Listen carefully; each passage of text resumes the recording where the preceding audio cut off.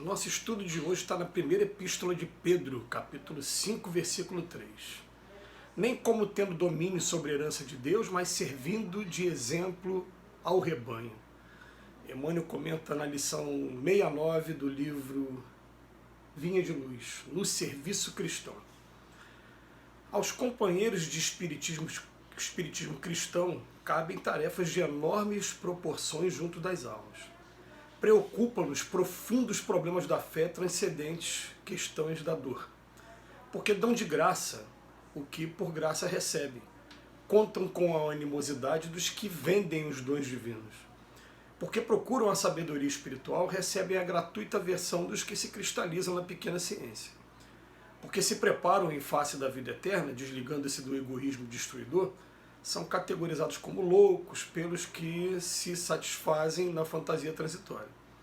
Quanto maior, porém, a incompreensão do mundo, maior se deverá intensificar naqueles as noções da responsabilidade. Não falamos aqui dos estudiosos, dos investigadores ou dos observadores simples. Referimos-nos aos que já entenderam a grandeza do auxílio fraternal e a eles se entregaram de coração voltado para o Cristo.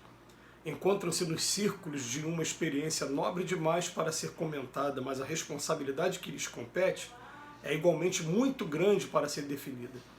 A ti, pois, meu irmão, que guardas contigo os interesses de muitas almas, repito as palavras do grande apóstolo, para que jamais te envaideças, nem procedas como tendo domínio sobre a herança de Deus, mas servindo de exemplo ao rebanho. Emmanuel já vinha adiantando para a gente a dificuldade que existe em cima daquelas pessoas que realmente se determinam dentro do propósito de renovação íntima e de predisposição ao trabalho. Né? E dessa vez ele vem falar, né, da animosidade gratuita, né, que as pessoas passam a ter com relação a gente, por esses motivos aqui, né, que a gente consegue entender com todas as letras como é que acontece mesmo. Elas, pelo simples fato de procurar dar de graça o que de graça recebe, acabam provocando aqueles que vendem os dons divinos. A gente percebe que na doutrina espírita a gente faz questão de fazer esse estudo e até desmascara mesmo, né, algumas propostas que a gente vem por aí e fala, peraí, a mediunidade é um dom, a mediunidade não pode ser feita de mercado de forma alguma. Então a gente não tem papa na língua quando vai falar assim, traga o amor em 10 dias, né?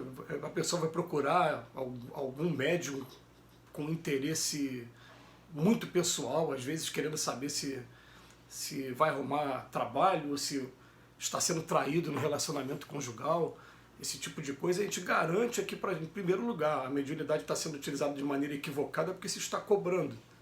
E também, olha, vai ter espírito ali para responder? Vai, mas se o espírito é sério ou não, é o espírito superior ou não, a gente vai dar aqui a certeza absoluta de que espírito sério não se presta a esse tipo de coisa. Os espíritos sérios, na verdade, eles se prestam o tempo todo a compreender a nossa fraqueza e procurar estender as mãos a gente, ajudar a gente em nossas fraquezas, e não a ficar estimulando, né, paixões ou então provocando discórdias. Não é esse o objetivo. Mas a pessoa vai lá, vai ver aquele cartaz, vai telefonar, vai marcar, vai lá, vai ter realmente uma experiência mediúnica. Aquela pessoa vai estar sendo, vamos botar, secundada por algum espírito. Mas a gente garante aqui que não é um espírito superior.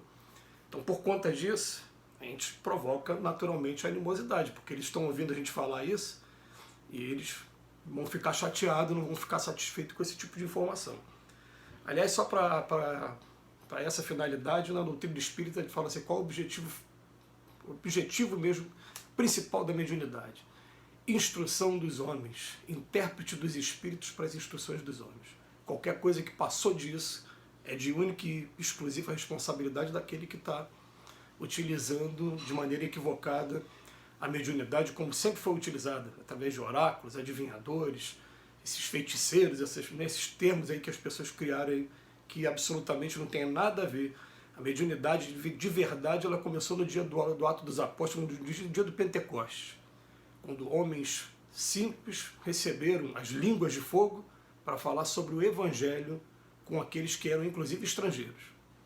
Então ali não estava se falando nada de adivinhação, nem de trazer amor em 10 dias, nada disso. Estava falando sobre o Evangelho em língua romana para quem era romano, em língua grega para quem era grego, e cada um dentro da sua nacionalidade.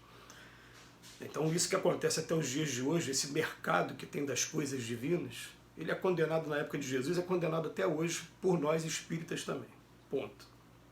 E depois ele fala, pelo simples fato de procurar a sabedoria espiritual, recebe a gratuita versão daqueles que se cristalizam na pequena ciência, principalmente aqueles que se fecham em dogmas, que eles são doutrinados, acredita porque é assim, acabou, não questiona muito. A gente questiona, a gente quer o tempo todo submeter ao bom senso, à razão, e as pessoas até costumam dizer que então o espírita está sendo endemoniado, está usando esses termos aí que são termos que são pejorativos, para querer ofender mesmo. Né?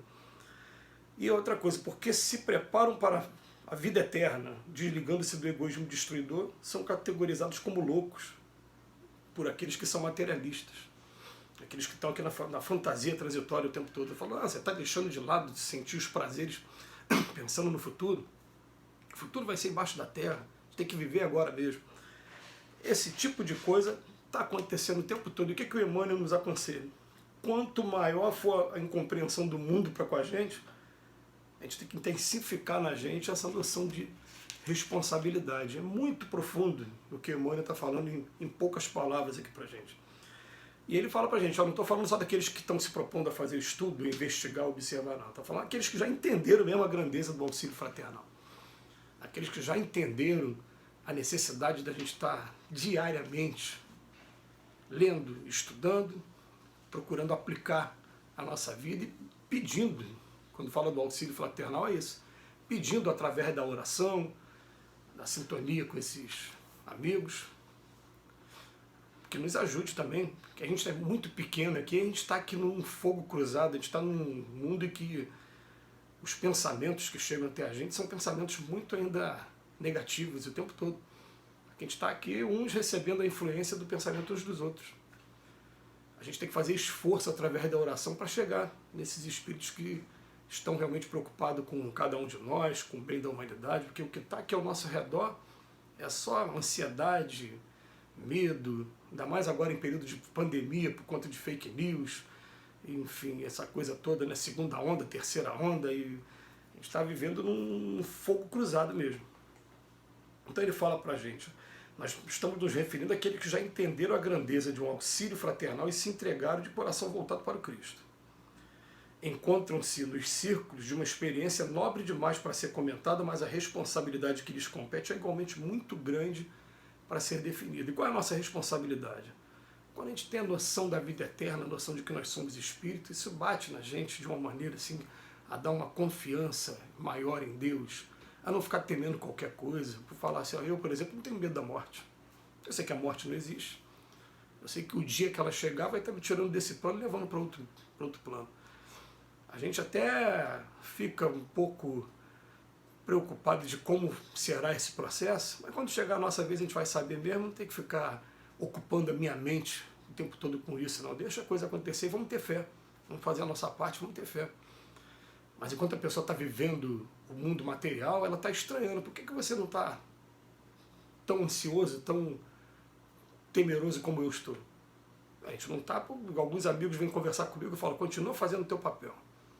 Jesus, mais do que nunca nesse momento, está precisando da gente, cada um fazendo a sua gotinha no oceano. Porque essa gotinha no oceano, se cada um fizesse a sua parte, né, a gente conseguiria atingir todo mundo. Mas a maioria não faz, a maioria está dormindo. E a maioria que está dormindo, inclusive, está criticando quem está fazendo. Né? É o mundo que a gente vive, não tem jeito. Então, a mensagem que fica aqui pra gente, né? A ti, pois, meu irmão, que guarda contigo o interesse de muitas almas, repito a palavra do grande apóstolo, para que jamais te envaideças, nem proceda como tendo domínio da herança de Deus, mas o tempo todo servindo de exemplo ao rebanho. Servindo de exemplo, olha bem. A gente estuda, faz pressa o tempo todo para poder modificar o que tem por dentro, porque é o que tem por dentro que vai servir de exemplo para todos que estão assistindo. Que Jesus os abençoe hoje e sempre.